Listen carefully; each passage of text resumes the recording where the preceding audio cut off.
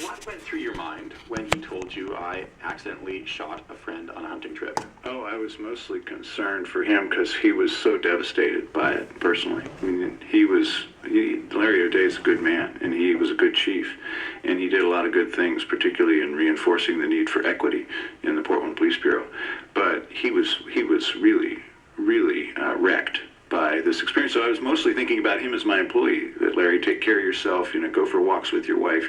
This is tough stuff. And then the others, I wasn't thinking about the legalities and the procedures of it. What I expected was that there would be a complete and confidential investigation by impartial authorities, not the city of Portland, over what happened there, and that he would either be charged or not charged. And I naively thought that that investigation would be swift and confidential, and then we'd deal with what his situation would be as chief. What happened instead, of course, is that process took the Attorney General 9 months to charge him with a misdemeanor. Let's hope the rest of us never have to wait that long for a traffic ticket or anything else. And then secondly, it became a public issue long before he ever had his day in court. But when you found out that he had shot somebody, why not put him on leave and call for an independent investigation, just out of an abundance of caution and to show that accountability goes to the very top? Because the independent investigation was already underway, first by Harney County and then by the state of Oregon. So I was expecting that process to run its course, and that would reach conclusions about his conduct, and that we would be basing discipline, if any, on that process. Obviously, that got short-circuited because, again, it became a public issue, and he resigned. Now he gets his day in court, and I'm glad he finally gets his day in court, and that's how this will finally be adjudicated. So it sounds like you stand by the way you dealt with this fully. I do. I thought the right thing to do for him as an employee and for him as chief is, let's let independent investigators look at this, not frankly have it be tried in the media, but let's have him first have his day in court and then deal with him. I've fired 13 police officers, but there's a due process they go through for being fired. And my firings have all stuck.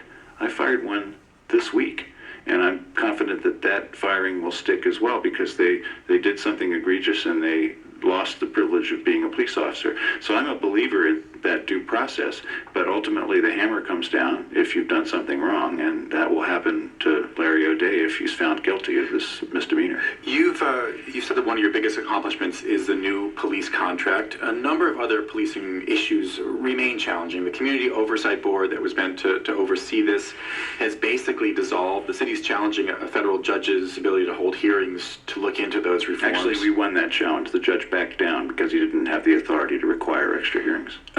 And many Portlanders are also protesting the new contract itself. They're not happy with it. Well, I wouldn't describe that as many. There was a loud group of people who opposed the police contract, but I also went to a Blazer game. Dozens and dozens of people have been protesting. I went to a Blazer game the same week, and there was a police officer as the hometown hero, and 20,000 people stood up and applauded. So I think maybe most Portlanders want a highly professional police bureau that's sufficiently staffed to do the work and that's practicing de-escalation at every opportunity. And that's what we have now, but we don't have enough of them. And I announced this, as you remember, in my State of the City speech at the beginning of this year, is that we need to open this contract and pay people more because we're losing officers to other jurisdictions. And that's exactly what we've done. We now have a competitive salary. I've met with some of the new officers that we've hired, and they've said, I had a choice. I got an offer from Tigard, I got an offer from Lake Oswego, but I decided to take the Portland job. Hooray! That was what we hoped for. I would submit that perhaps applause for a particular officer at a Blazers game is different than having 20,000 people applauding the contract itself. But in the bigger picture, what do you see as the challenges going forward for the Portland Police Bureau? Hiring people, though, again, I think now we're on the uptick rather than on the downslide. Continuing to recruit a diverse workforce. We've had some success with that, but not enough. We have Khalid Ibrahim, the first Somali-born police officer. Very proud moment for the Somali community here. Well, Khalid needs company. We have wonderful police officers like Deanna Wesson Mitchell, who worked in my office for 4 years and then went back to the police bureau. But we need more Deannas. So we need a bureau that is much more ethnically diverse and has more women in it than we do today. So even though now we have an attractive salary and a bureau where people want to work, we have to be very effective at hiring a diverse workforce. I mentioned at the beginning that you're actually going to literally actually be sailing very soon, a year and a half trip on your sailboat. Can you describe what you imagine an average day on that trip to be like? Well, a friend of mine who writes a column about sailing says that the art of cruising, that cruising in a sailboat is the art of conducting boat repairs in a series of exotic locations. So we own a 40-year-old sailboat that's a fixer-upper that we've fixed up, at least enough to get going. Something I've wanted to do all my life, and our adult kids and other family members are going to join us, and we're going to visit 20 countries that we've never seen, sail 10,000 miles. Unplug from social media, read books, write a journal, come back for the next chapter of my work life, and oh, by the way, pay all the bills for this trip. What is the tour going to be? I mean, where are you actually going to be going? We're starting in San Diego and going down to the Panama Canal in the early part of the year, going through the canal and then up in the Western Caribbean to Miami, and then from Miami over to Europe by way of Bermuda and the Azores, and then spend summer and fall in the Mediterranean, and then sail back to the Eastern Caribbean in the winter.